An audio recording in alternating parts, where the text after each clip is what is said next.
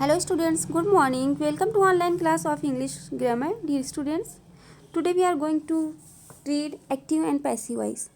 So take out your grammar book and open page number 97. There you can see the chapter name active and passive voice. So let's start. Active voice and passive voice an action of a subject in relation to an object, मतलब कि जो action होता है subject के जरिए object के ऊपर, is express in two ways, वो एक्सप्रेस किया जाता है दो तरह से, active voice and passive voice. जैसे यहाँ पे देखिए एग्जांपल दिया है, आई राइट अ लेटर, ये क्या है हमारा, यहाँ पे देखिए ब्रैकेट में दिया है active voice. A letter is written by me, एक लेटर लिखा गया मेरे जरिए, ये पैसिव वॉइस है। ठीक है, नीचे दिया है इन एक्टिव वॉइस में the subject acts upon the object, subject काम करता है यानी सब्जेक्ट एक्शन करता है ऑब्जेक्ट के ऊपर। इन passive voice the object is acted, object के ऊपर किया जाता है एक्शन बाय द सब्जेक्ट के जरिए। The meaning remains the same, और इसमें मतलब कि मीनिंग जो होती है सेम होती है इन बोथ वॉइसेस, मतलब कि दोनों वॉइसेस में जो एक्टिव होती है और पैसिव होती है दोनों वॉइसेस में मीनिंग सेम होती है, but the sequence of the words subject and object change, मतलब कि लेकिन जो इसमें सीक्वेंस होता है, अनुक्रम होता है वर्ड्स का, लफ्ज़ों का, वो चेंज हो जाता है, सब्जेक्ट और ऑब्जेक्ट चेंज हो जाता है। जैसे कि देखिए यहाँ पे दिया है एक इधर साइड दिया है एक्टिव वॉइस, इधर दिया है पैसिव वॉइस। तो देखिए I called Rohit last night, ठीक है, मैंने रोहित को पुकारा यानी रोहित को बुलाया था पिछली रात। दूसरे में दिया Rohit was called by me last night, Rohit मेरे जरिए बुलाया गया पिछली रात। तो देखिए इसमें आई कॉल्ड मैंने बुलाया था रोहित को, दूसरे में दिया है कि रोहित बुलाया गया। तो यहाँ पे क्या किया गया, ऑब्जेक्ट को मेन बना दिया गया। ठीक है, और आसान लफ्ज़ों में हम समझेंगे तो active voice and passive voice क्या होते हैं। देखिए एक्टिव वॉइस जब सब्जेक्ट खुद कोई काम करता है यानी सब्जेक्ट के जरिए जब खुद कोई काम किया जाता है तो वो क्या होता है, एक्टिव वॉइस होता है। यह सब्जेक्ट कोई एक्शन को ऑब्जेक्ट तक पहुंचाता है तो वो एक्टिव वॉइस कहा जाता है। जैसे आई राइट अ लेटर, आई इसमें देखिए सब्जेक्ट एक्शन कर रहा है, सब्जेक्ट के जरिए काम होता है, तो ये आई राइट अ लेटर, तो ये हमारा एक्टिव वॉइस है। ठीक है, पैसिव वॉइस में क्या होता है, जब सब्जेक्ट कोई काम नहीं करता बल्कि सब्जेक्ट के लिए कोई काम किया जाता है तो वर्ब की वो फॉर्म पैसिव वॉइस की जाती है। जैसे a letter is written by me. ठीक है, उसके बाद देखिए नीचे क्या दिया है, importance of active voice, sentence written in active voice have life and energy in them, मतलब कि एक्टिव वॉइस में जो सेंटेंस लिखे गए होते हैं उसमें लाइफ और एनर्जी होती है।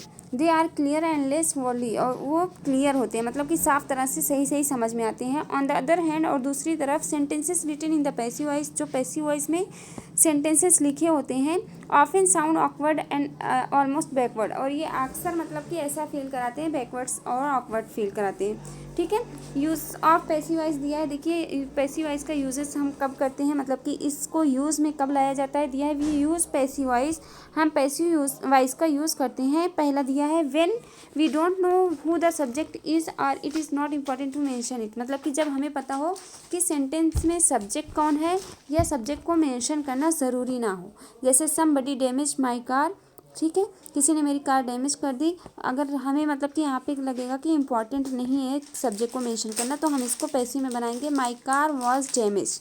ठीक है, यहाँ पे देखिए दिया माई कार वॉज डैमेज। दूसरा है he pushed me into the river, उसने मुझे रिवर में धक्का दिया, I was pushed into the river. ठीक है, ये दोनों सेंटेंसेस में हमको ऐसा लग रहा है मतलब कि सब्जेक्ट एक सेंटेंस में है कि मेरी कार डैमेज हो गई, इसमें सब्जेक्ट का पता ही नहीं है, और दूसरे में सब्जेक्ट को मेंशन करना ज़रूरी नहीं समझा गया है। ठीक है, फिर उसके बाद दूसरा दिया है when it is obvious to the reader और listener who the subject is because it is the usual doer of the action, मतलब कि जब दूसरे तरफ हम कब यूज़ करते हैं इसका सेंटेंस, जबकि व्हेन इट इज़ ऑब्वियस जब जाहिर होता है कि रीडर या listener who the subject is, इसमें जो सब्जेक्ट है because it is a usual door, मतलब कि ये आमतौर से सामान्य डोर है, मतलब करता है एक्शन में, तो यहाँ पे भी हम पैसिव वॉइस का यूज़ करते हैं। जैसे the door man open the door, है ना, यहाँ पे मतलब कि जब हमें ऑब्वियसली पता रहता है कि यहाँ पे सब्जेक्ट कौन है, ठीक है, तो यहाँ पे हमें सब्जेक्ट को मेंशन करना ज़रूरी नहीं रहता, तो हम इसको लिख देते हैं द डोर वाज ओपन, यानी दरवाज़ा खोला गया। ठीक है, फिर उसके बाद अभी नेक्स्ट पेज पे आ जाते हैं, देखिए क्या दिया है,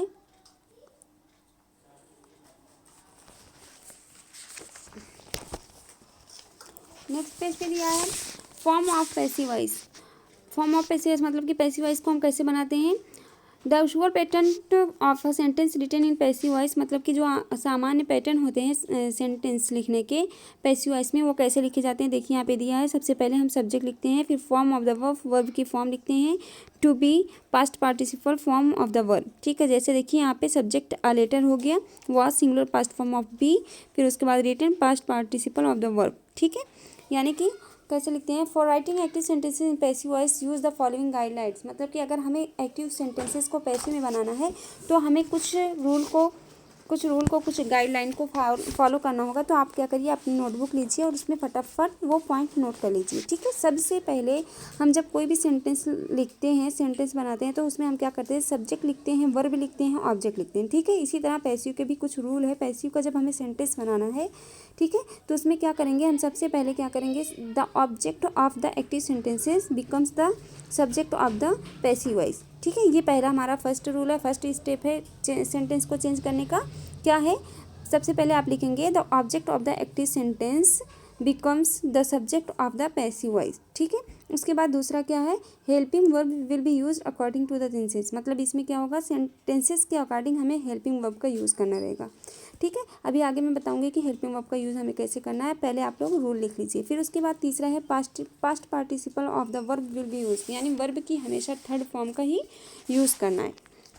किस में यूज़ करना है, पैसिव वॉइस में। Past participle of the verb will be use. फिर उसके बाद है चौथा, the preposition by is use before the object, यानी ऑब्जेक्ट्स के एजेंट ऑफ द एक्शन जो होता है, यानी जो ऑब्जेक्ट होता है उसके पहले हम लास्ट बाई का यूज़ करेंगे। ठीक है, उसके बाद पांचवा है the subject of the active sentence becomes the sub object of the passive voice, यानी जो हमारा एक्टिव सेंटेंस का ऑब्जेक्ट है वो सब्जेक्ट बन जाता है और सब्जेक्ट जो है वो हमारा ऑब्जेक्ट बन जाता है। ठीक है, ये 5 स्टेप्स है जिसे आप लोग को फॉलो करना है। ठीक है, उसके बाद हम सेंटेंस को चेंज करेंगे। जैसे यहाँ पे देखिए एग्जांपल दिया है, Pawan composes short poems, put the object at the beginning. इसमें क्या करेंगे, हम ऑब्जेक्ट को शुरू में लिख देंगे। पवन कंपोज शॉर्ट पोएम, तो यहाँ पे शॉर्ट पोएम्स हमने पहले लिख दिया। स्टेप 2 है, use the verb to be in the same tenses as the active sentence. Short poems are, ठीक है, जैसे पवन कंपोजेस, इससे हमें पता चलता है कि ये हमारा प्रेजेंट इंडिफिनिट है, सिंपल प्रेजेंट है। ठीक है, कंपोजेस, क्योंकि इसमें एस का इजाफा किया गया है और सिंपल प्रेजेंट में हम एस या ई एस का इजाफा करते हैं। ठीक है, अगर एस ई एस का इजाफा हुआ है, सिंपल प्रेजेंट है, तो उसमें हम इज एम आर का यूज़ करेंगे। तो देखिए यहाँ पे शॉर्ट पोएम्स के बाद आर लिखा गया है। ठीक है, फिर स्टेप 3 है, put the main verb in the past participle form, यानी जो हमारा मेन वर्ब है, एक्शन वर्ब है, उसे हम वर्ब की थर्ड फॉर्म की तरह यूज़ करेंगे, यानी past participle. Short poems are composed. ठीक है, फिर उसके बाद एग्जांपल दिया है, देखिए इसमें कुछ एग्जांपल और देख लेते हैं जिससे हमें अच्छी तरह से समझ में आ जाएगा। The watchman is guarding my house, ये हमारा एक्टिव सेंटेंस है। अब इसको हम चेंज करेंगे, तो सबसे पहले हम क्या करेंगे, ये जो हमारा माई हाउस ऑब्जेक्ट है इसको हम सब्जेक्ट बना देंगे, माई हाउस है ना। उसके बाद सब्जेक्ट बन गया, उसके बाद इसमें जैसे इज़ का यूज़ हुआ तो इज़ का यूज़ हमें सेम करना, माई हाउस इज़। अगर मतलब कोई भी सेंटेंस है और उसमें इज़ एम आर का यूज़ ऑलरेडी हो चुका है तो उसके साथ हम बीइंग का यूज़ करते हैं। ठीक है, जैसे माई हाउस इज़ बीइंग। फिर उसके बाद गार्डिंग है ना, तो गार्डिंग का गार्डेड हो जाएगा। पैसिव सेंटेंस में कभी भी वर्ब के साथ आईएनजी का यूज़ नहीं करते हैं। ठीक है, फिर उसके बाद दिया है दूसरा वाला, समवन ब्रोक माई विंडो। इसमें देखिए समवन ब्रोक माई विंडो, ये समवन ब्रोक से पता चलता है, ब्रोक वर्ड से पता चलता है कि हमारा सिंपल पास्ट है। तो सिंपल पास्ट अगर है तो इसमें हम पास्ट कंटिन्यूअस की हेल्पिंग वर्ब यानी वाज वर्ब का यूज़ करेंगे। ठीक है, समवन ब्रोक माई विंडो, किसी ने मेरी खिड़की तोड़ दी, माई विंडो वॉज ब्रोकन, मेरी खिड़की तोड़ी जा चुकी थी, यानी तोड़ी गई थी। ठीक है, इससे समझ में आ गया। अभी नोट में देखिए क्या दिया है, if you want to mention the subject in a passive sentence use by before it, मतलब कि अगर आप if you want to mention the subject in passive, अगर आप सब्जेक्ट में पैसिव सेंटेंस में सब्जेक्ट को मेंशन करना चाहते हैं तो उससे पहले आपको बाय का यूज़ करना होगा। जैसे example, my house is being guarded by the watchman. ठीक है, my house is being guarded by the watchman. ठीक है, बाय का यूज़ करना है। दूसरा दिया है, if the active sentence begins with nobody और no one the passive sentence should negative, मतलब कि अगर जो हमारा एक्टिव सेंटेंस है, एक्टिव का सेंटेंस है, वो शुरू होता है नो बडी या नो वन से, तो जब हम उसका पैसिव बनाएंगे तो उसमें वो हमारा निगेटिव रहेगा। जैसे यहाँ पे देखिए एग्जांपल में दिया है, नो बडी हेल्प्ड मी, है ना। तो इसको जब हम पैसिव बनाएंगे तो इसमें I was not helped, nobody helped me, helped से हमें पता चलता है कि हमारा सिंपल पास्ट है। ठीक है, तो इसको हम पास्ट कंटिन्यूअस की हेल्पिंग वर्ब लगाएंगे, आई वॉज नॉट हेल्प्ड। फिर उसके बाद तीसरा दिया है, if there is a preposition between the verb and the object the preposition will remain after the verb. मतलब कि अगर एक्टिव के सेंटेंस में प्रीपोजिशन आता है बिटवीन द वर्ब ऑब्जेक्ट और वर्ब के बीच में, the preposition will remain after the verb, तो ये पैसिव में वर्ब के बाद हमारा प्रीपोजिशन होगा। जैसे एग्जांपल में देखिए दिया है, people talked about the corruption, है ना। उसके बाद जब हम इसे पैसिव में बनाएंगे तो करप्शन वाज टॉक्ड अबाउट। ठीक है, अभी नेक्स्ट पेज पे आ जाते हैं।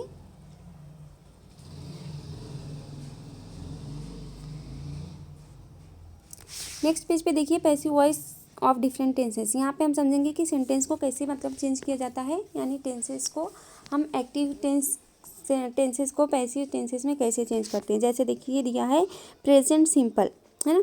प्रेजेंट सिंपल है तो इसको हम जब सिंपल में बनाएंगे, प्रेजेंट सिंपल में देखिए हमारा सेंटेंस बनता है, रीना राइट्स अ लेटर, है ना। तो अगर हमें इसे पैसिव में बनाना है तो a letter is written by Reena. ठीक है, यानी अगर प्रेजेंट सिंपल है तो इसको हम जब चेंज करेंगे पैसिव में तो उसमें हम प्रेजेंट कंटिन्यूअस की helping verb is am are का यूज़ करेंगे सब्जेक्ट के फ़ौरन बाद। ठीक है, और वर्ब की हमेशा थर्ड फॉर्म का यूज़ करना, ये आप लोग को पता है। फिर दूसरा है Reena wrote a letter, Reena ने एक लेटर लिखा। ठीक है, तो अगर ये हमारा पास्ट सिंपल है, देखिए यहाँ पे बताया गया है आप लोग को टेंसेस भी कि ये कौन सा है, पास्ट सिंपल है, तो इसको जब हम पैसिव में चेंज करेंगे तो उसमें हम पास्ट सिंपल के साथ पास्ट कंटिन्यूअस की हेल्पिंग वर्ब का यूज़ करेंगे। जैसे यहाँ पे दिया, a letter was written by Reena. ठीक है, फिर उसके बाद तीसरा है future simple, Reena will write a letter, Reena एक लेटर लिखेगी। तो इसको जब हम पैसिव में बनाएंगे तो a letter will be written by Reena, यानी अगर हमारा एक्टिव के सेंटेंस में विल या शैल का यूज़ हुआ है तो पैसिव में बनाते टाइम हम विल बी करेंगे। ठीक है, यानी विल के साथ या शैल के साथ हम बी का यूज़ करेंगे। तीसरा दिया है प्रेजेंट कंटिन्यूअस। ठीक है, present continuous, I am writing a letter, यानी इसमें एम का यूज़ ऑलरेडी हो गया है। जैसा कि हम सिंपल प्रेजेंट में क्या करते हैं कि अगर सिंपल प्रेजेंट है तो उसमें हम पैसिव बनाते टाइम इज़ एम आर का यूज़ करते हैं। ठीक है, सब्जेक्ट के अकॉर्डिंग। और अगर ऑलरेडी इसमें आई इज़ एम आर आया, जैसे कि I am writing a letter इसमें दिया है, तो हम क्या करेंगे, देखिए a letter is being written by me, तो यहाँ पे क्या करेंगे, इज़ एम आर के साथ बीइंग का यूज़ करना है, BEING बीइंग का यूज़ करना है, यहाँ पे आप देख सकते हैं। ठीक है, फिर उसके बाद है पास्ट कंटिन्यूअस, और अगर पास्ट कंटिन्यूअस है हमारा एक्टिव का sentence, I was writing a letter, मैं एक लेटर लिख रही थी, तो इसमें भी हम सेम करेंगे प्रेजेंट कंटिन्यूअस की तरह, यानी पास्ट कंटिन्यूअस की हेल्पिंग वर्ब वाज वर आया है तो हम क्या करेंगे, वाज वर के साथ भी बीइंग का यूज़ करेंगे। फिर उसके बाद है present perfect, we have made a table, इसमें देखिए हैव आया है ना। अगर प्रेजेंट परफेक्ट टेंस में है हमारा एक्टिव वॉइस तो उसको हम पैसिव बनाते टाइम क्या करेंगे, उसमें बीन का यूज़ करेंगे, यानी a table has been made by us. ठीक है, फिर उसके बाद दिया है past perfect, we had made a table, हम एक टेबल बना चुके थे, है ना। ठीक है, फिर इसको अगर हम चेंज करेंगे तो जैसे हमने प्रेजेंट परफेक्ट में किया है, हैज़ के साथ हैव के साथ बीन का यूज़ करते हैं, वैसे ही हम हैड के साथ भी बीन का यूज़ करेंगे। A table had been made by us. Future perfect दिया, देखिए यहाँ पे I will have read it, तो यहाँ पे भी हम ये करेंगे, it will have been read by me. ठीक है, और देखिए दिया है कौन से ऐसे टेंसेस है जिसकी पैसिव वॉइस नहीं होती है, present perfect continuous, past perfect continuous, future continuous, future perfect continuous. ये 4 टेंसेस है जिनकी दिस टेंसेस है नो पैसिव वॉइस, जिनकी पैसिव वॉइस नहीं होती है। ठीक है, ये 4 टेंसेस की पैसिव वॉइस नहीं होती है।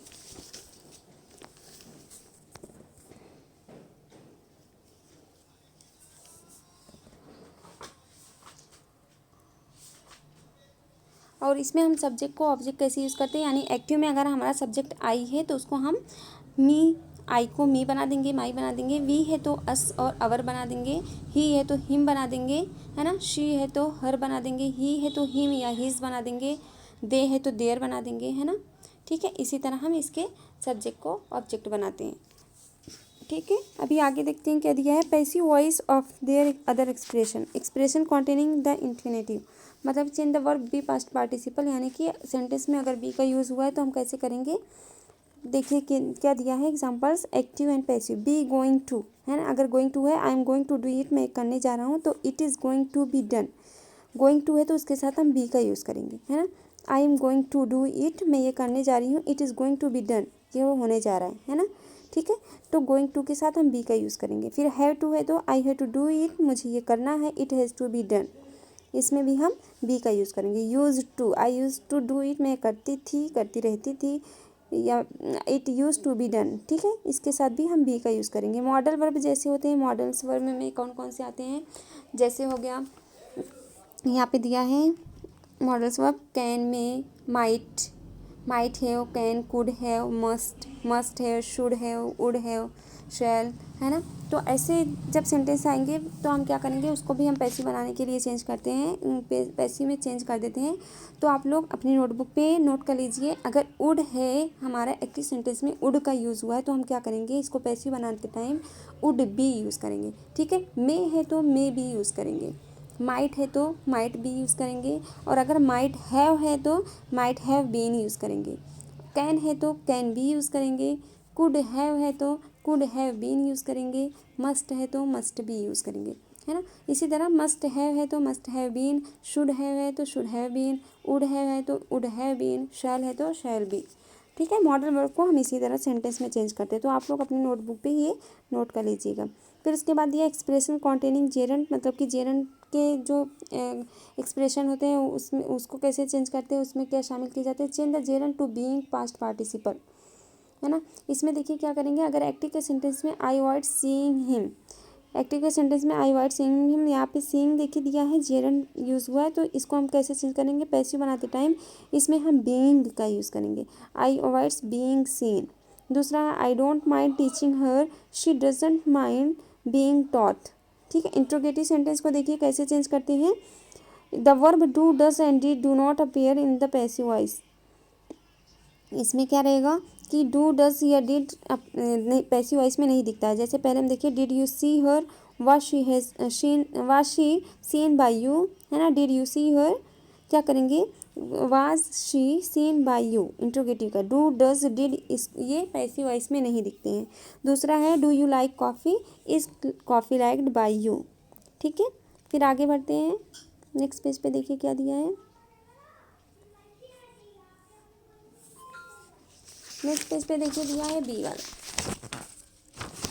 The verb can, has, have, had, will, shall, may, it is etcetera do not change their beginning position, मतलब कि अगर ऐसे वर्ब जो कि can, has, have, had, will, shall, may sentence के शुरू में आते हैं तो वो अपनी पोजीशन चेंज नहीं करते, यानी पैसिव में वो उसी तरह लिखे जाते हैं। जैसे कैन एनीबडी सॉल्व इट, तो can it be solve by anybody, देखिए कैन यहाँ एक्टिव में भी कैन की पोजीशन शुरू में ही थी और पैसिव में भी शुरू में ही है। दूसरा देखिए, has she finished work, has the work been finished by her, इसमें देखिए इसको भी चेंज नहीं किया गया है।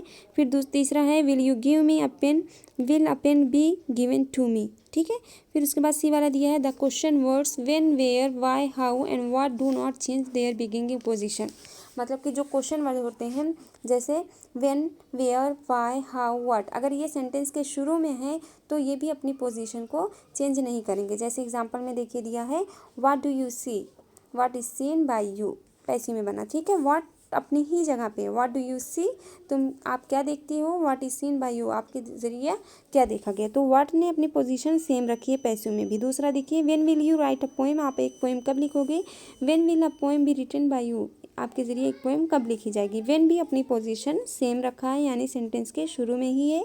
तीसरा है why has she shown a sad face, इसमें भी देखिए why has a sad face been shown by her, है ना, ठीक है। वाई का भी यूज़ सेंटेंस के शुरू में ही किया गया। अब नोट देखिए क्या दिया, who is change into by home and home into who, मतलब कि अगर एक्टिव के सेंटेंस में हु आया है तो उसको हम बाई होम कर देंगे पैसिव बनाते टाइम, और अगर होम है तो उसको हम हु में चेंज कर देंगे। जैसे एग्जांपल दिया है देखिए, who broke the window, window किसने तोड़ी, by home was the window broken, किसके ज़रिए विंडो तोड़ी गई, ठीक है। तो यहाँ पे हु को हम बाई होम कर देंगे।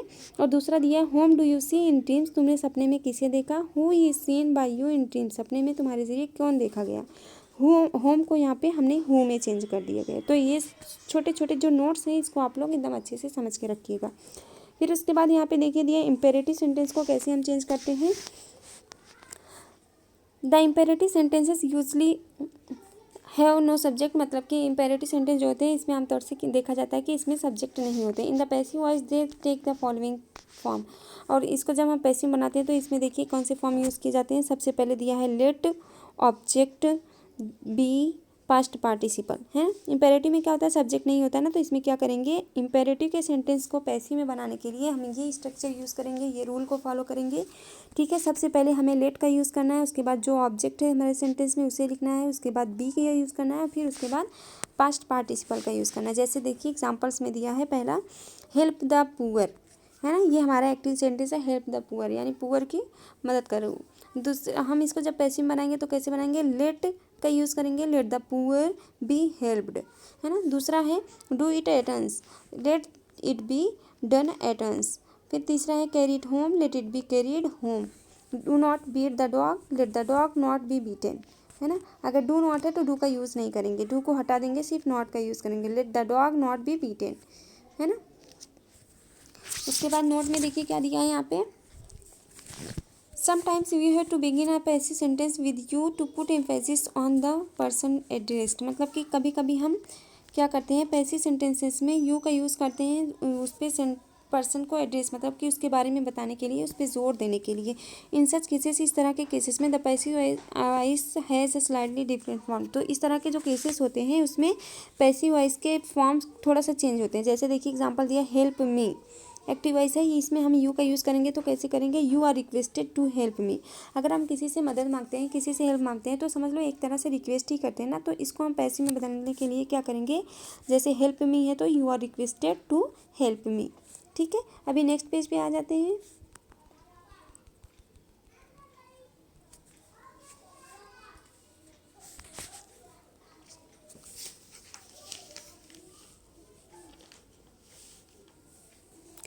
नेक्स्ट पेज पे देखिए दिया है do not touch it, example दिया है डू नॉट टच इट है ना। इसको हम चेंज करेंगे, you are warned to not to touch it, you are warned not to touch it. Don't, मतलब कि हम जब किसी को बोलते हैं कि इसे छूना मत, तो ये हम एक तरह की वार्निंग देते हैं, वार्न करते हैं ना, तो इसमें करेंगे you are warned not to touch it. फिर उसके बाद है तीसरा गेट आउट, इसका ये जब हम गेट आउट किसी से बोलते हैं ये एक तरह का ऑर्डर होता है, तो you are order to get out है ना। ठीक है, फिर उसके बाद सेंटेंसेस विथ टू ऑब्जेक्ट, अब हम समझ लेते हैं कि अगर हमारे एक्टिव के सेंटेंस में दो ऑब्जेक्ट का यूज़ हुआ है तो हम उसको कैसे चेंज करेंगे। In some cases there are two objects in active sentence, मतलब कि कुछ केसेस में क्या होता है कि एक्टिव के सेंटेंस में दो ऑब्जेक्ट होते हैं। इन सच सेंटेंसेस, इस तरह के सेंटेंसेस को generally the object in proximity to the verb is used as the subject in the sentences written in the passive voice, मतलब क्या करते हैं जब पैसिव का सेंटेंस लिखते हैं तो जो वर्ब के नज़दीक वाला सब्जेक्ट ऑब्जेक्ट होता है उसे हम पहले लेते हैं। जैसे एग्जांपल्स में दिया है सी टीच अस ग्रामर है ना, इसमें देखिए टीच, सी टीच अस, वो हमें पढ़ाती है, अस हमारा एक ऑब्जेक्ट है, ग्रामर भी हमारा एक ऑब्जेक्ट है। तो इसको हम जब चेंज करेंगे तो कैसे करेंगे, इसमें हम चेंज करने के लिए we are taught grammar by her है ना। फिर उसके बाद दूसरा है दे इलेक्टेड हिम कैप्टन, उन्होंने उसे कैप्टन चुना, देखिए दे इलेक्टेड हिम, हिम भी हमारा ऑब्जेक्ट है, कैप्टन भी ऑब्जेक्ट है, तो इसमें हम क्या करेंगे he was elected captain by them है ना। फिर उसके बाद तीसरा he give me a book, I was given a book by him. ठीक है, हम दो ऑब्जेक्ट अगर सेंटेंस में तो हम इस तरह से चेंज करते हैं। फिर उसके बाद आगे दिया है इन द अबव एग्जांपल्स, ऊपर दिए गए जो एग्जांपल्स हैं, the first object having proximity to the verb has been made subject the passive voice, मतलब कि ऊपर दिए गए सब सेंटेंसेस में जो सेंटेंस का पहला ऑब्जेक्ट है उसे वर्ब के पास रहने वाली, मतलब कि वर्ब के पास रहने वाले जो पहला ऑब्जेक्ट है, पहली वस्तु है, उसे सब्जेक्ट बनाया गया है पैसिव वॉइस में। The other object is place at its original place after the verb, और जो दूसरा ऑब्जेक्ट है उसे उसकी ओरिजिनल जगह पे यानी वर्ब के बाद रखा गया है। ठीक है, इसमें देखिए रिमेंबर क्या दिया है, it is not wrong if second object is made subject because some writers prefer non living object to be use as subject in passive voice, मतलब कि ये गलत नहीं होगा अगर हम दूसरे ऑब्जेक्ट को सब्जेक्ट की तरह यूज़ करेंगे है ना, दूसरे ऑब्जेक्ट को यूज़ करेंगे, क्योंकि कुछ जो राइटर्स हैं उन्होंने इसे नॉन लिविंग ऑब्जेक्ट को non living object to be use as subject in passive, non living object को सब्जेक्ट की तरह यूज़ करना बताया है पैसिव वॉइस में। जैसे she give me a book है ना, उसने मुझे एक बुक दिया, a book was given to me by her, he told me an interesting story, an interesting story was told me told to me by him. तीसरा है the doctor give her medicine, medicine are given to her by the doctor. ठीक है, common mistake में देखिए कभी कभी हम लोग से क्या गलतियाँ होती हैं, the following mistakes are usually made by us, यानी कुछ गलतियाँ ऐसी है कॉमनली जो हम सबसे हो जाती हैं। वो कौन सी गलतियाँ देखिए, तो पहला है not changing the tenses to singular tenses, मतलब कि एक तरह के ही टेंसेस में कोई भी चेंज ही नहीं होती है। जैसे एग्जांपल है someone has broken the glass, someone has broken the glass, इसमें देखिए दिया है द ग्लास वाज ब्रोकन, इसमें क्या करेंगे, द ग्लास वाज ब्रोकन नहीं लगाएगा, the glass has been broken. आप लोग को पता है, मैंने पहले ही बताया है कि अगर हमारे टेंस में हैज़ का यूज़ हुआ है तो हम उसे पैसिव बनाते टाइम हैज़ बीन का यूज़ करेंगे। ठीक है, अगर हैव का यूज़ है, हैज़ का यूज़ है तो हैज़ बीन हैव बीन करेंगे, और अगर हैड का यूज़ हुआ है तो हैड बीन करेंगे। ठीक है, यानी अगर हमारा कोई भी सेंटेंस सिंपल प्रेजेंट का है तो उसमें हम प्रेजेंट कंटिन्यूअस की हेल्पिंग वर्ब लगाएंगे। सिंपल पास्ट है तो पास्ट कंटिन्यूअस की यानी वाज वर्ब के हेल्पिंग के तौर पे लगाएंगे। सिंपल फ्यूचर है यानी विल या शैल है तो विल शैल के साथ हम बी का यूज़ करेंगे। और अगर प्रेजेंट कंटिन्यूअस है, इज़ एम आर है तो उसको पैसिव बनाते टाइम हम उसके साथ बीइंग का यूज़ करेंगे। और पास्ट कंटिन्यूअस है यानी वाज वर है तो उसको पैसिव बनाते टाइम उसके साथ भी हम बीइंग का यूज़ करेंगे। ठीक है, फिर उसके बाद अगर प्रेजेंट परफेक्ट है यानी हैज़ है तो उसके साथ हैज़ है के साथ हम बीन का यूज़ करेंगे। हैड है तो हैड के साथ भी बीन का यूज़ करेंगे। विल शैल है, विल शैल है तो इसके साथ भी हम बीन का यूज़ करेंगे। सो गाइस, आई होप आप लोग को एक्टिव एंड पैसिव अच्छी तरह से समझ में आ गया होगा। आप लोग इसे खूब अच्छी तरह से समझ लीजिए। ओके, अल्लाह हाफिज़।